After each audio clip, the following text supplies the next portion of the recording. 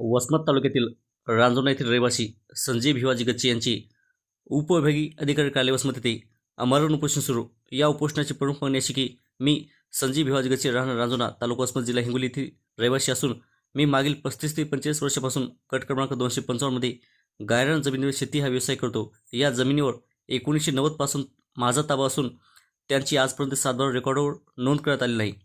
माझ्यासोबतचे दुसरे काही जण होते, त्यांची नावे सातबारा रेकॉर्डवर लावण्यात आली, परंतु साहेबांना विनंती की माझ्या वडिलांचे नावे शिवाजी महादू गच्चे यांचे नाव सातबारा रेकॉर्डवर लावण्यात यावी ही नम्र विनंती।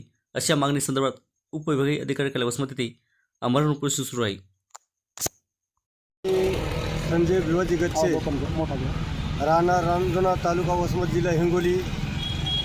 रांजोना येथील गायरान जमिनीवर टोटल 8 लोकांचा कब्जा होता। त्यामध्ये 2018ला 7 लोकांच्या नावानं सातबारा झाले।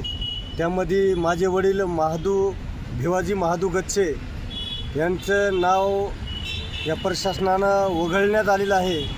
माझ्या वडिलाचा 1980 पासून त्या जागेवर कब्जा आहे आणि अजूनसुद्धा कब्जा आहे।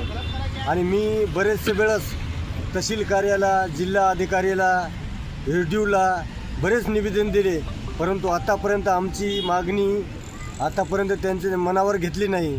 आम्ही एवढे निवेदन दिलेत, परंतु आमची कोणीही दखल घेतली नाही।